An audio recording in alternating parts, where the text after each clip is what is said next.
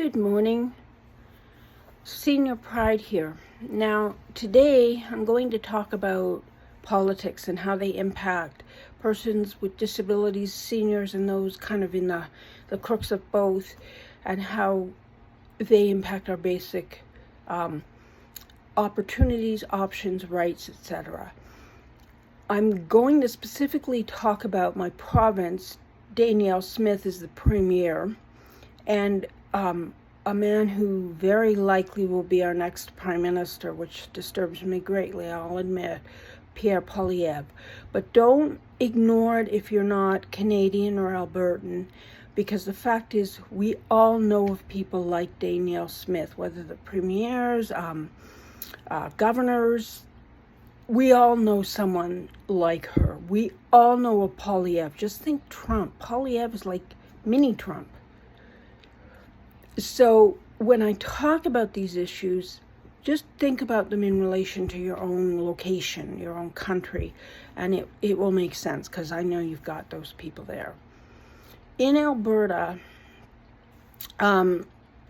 we have watched Danielle Smith and the United Conservative Party dismantle healthcare, pull back funding dramatically in all aspects of healthcare, and then say, look at what we're doing. They constantly go on about how they're going to open this hospital or that hospital, they're going to add workers. Of course it never happens, because instead of adding money, they're taking it away. And they always have some kind of excuse, which, people who don't think, did I say that out loud? May believe, but it's they're convincing.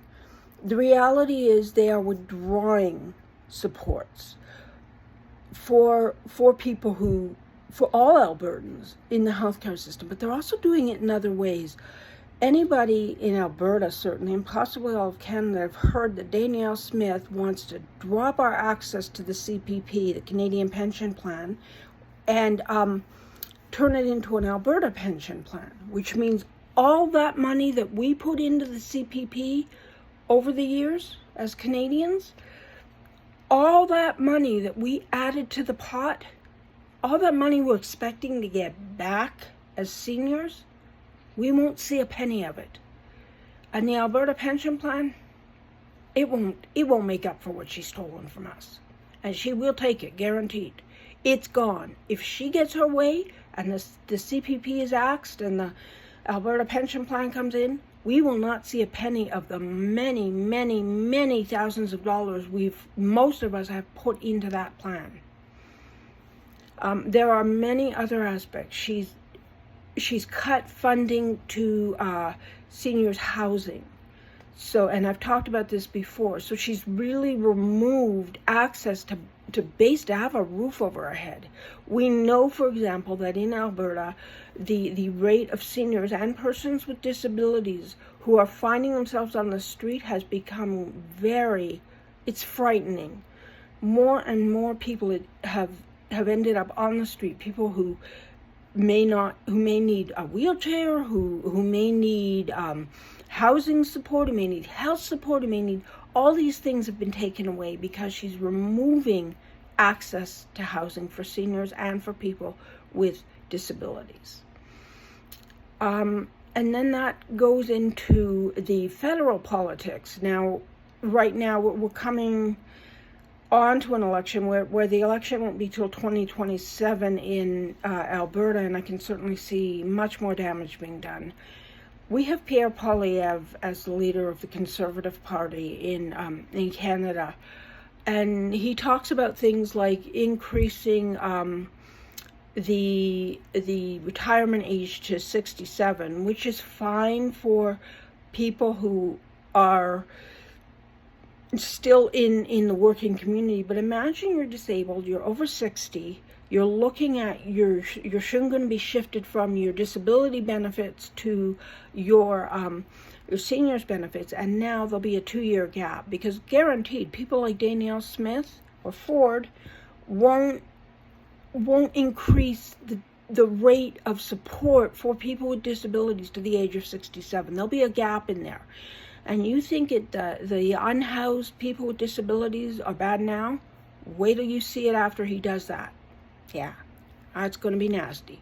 Yes, eventually the provinces will catch up. Some of the provinces faster, some of the provinces slower. But the fact is there will be a 2-year gap between benefits, which means that survival mode that we're in, that won't even exist. Now, Poilievre talks about other things. Any Canadian has heard that axe the tax thing. He says that we're paying too much for defending our environment. The reality is, if he takes out that tax, it's not really going to impact people who have money. But for those of us who don't, we get about double back what we pay into the carbon tax. So we're actually going to have a lower income. He's not giving us our money back. He's taking what we need away, a check we depend on a routine basis that will help us with basic essentials.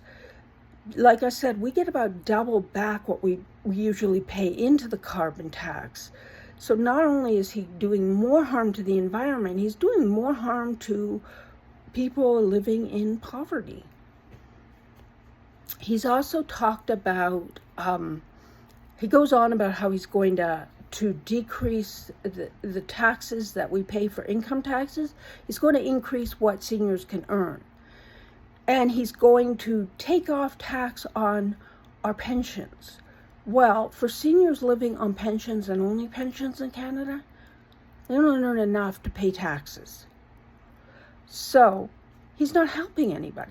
It looks good. People who don't realize that seniors who are living on benefits aren't paying taxes. They don't have enough to pay taxes. But hey, it looks good. People will be like, oh, seniors will get more money back. No, they won't.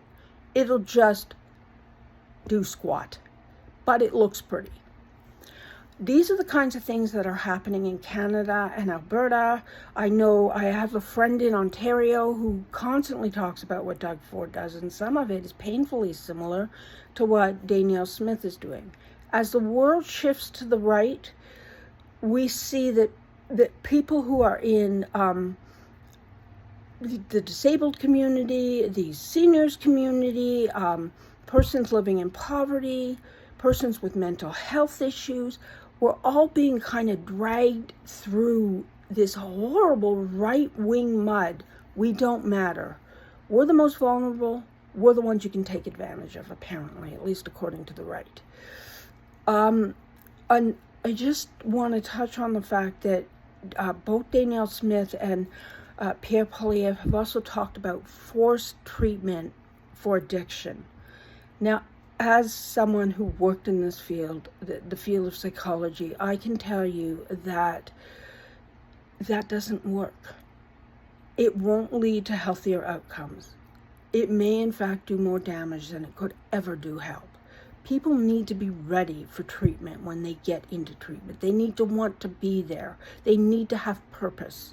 You don't force people to accept treatment that won't help them, that may in fact hinder their outcome.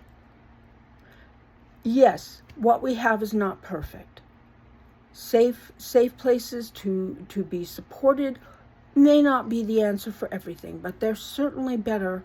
They certainly offer an opportunity to keep people from overdosing. That is important. The idea that we're going to force people into treatment, we're going to do a lot of damage. You think you're seeing people on the street now with drug issues? They're going to be hiding in plain sight, fearful of the police arresting them and throwing them into the local mental health arena, and more deaths will occur. People won't go to places where they can get help because they'll be scared. They'll be scared of forced treatment. So we're going to do more damage. But we've got a lot of premiers in Canada, including Danielle Smith. We've got Pierre Poilievre. Let's force treatment. It won't work.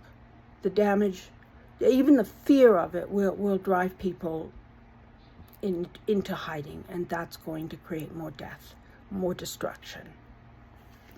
So I wanted to hit on that as well, because it seems like, again, they're going for vulnerable populations, people that don't have the tools and the rights to defend themselves. They're taking those rights further down the road of non-existence. So we are doing more harm than good.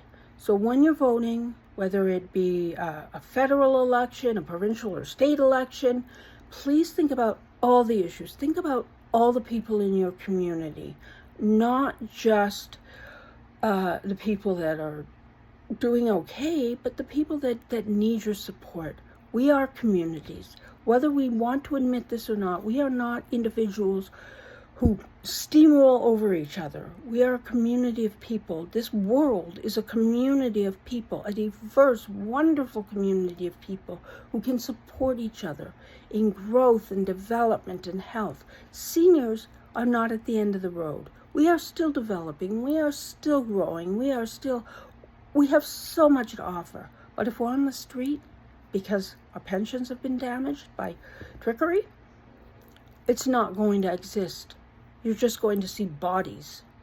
And with that, I bid you adieu.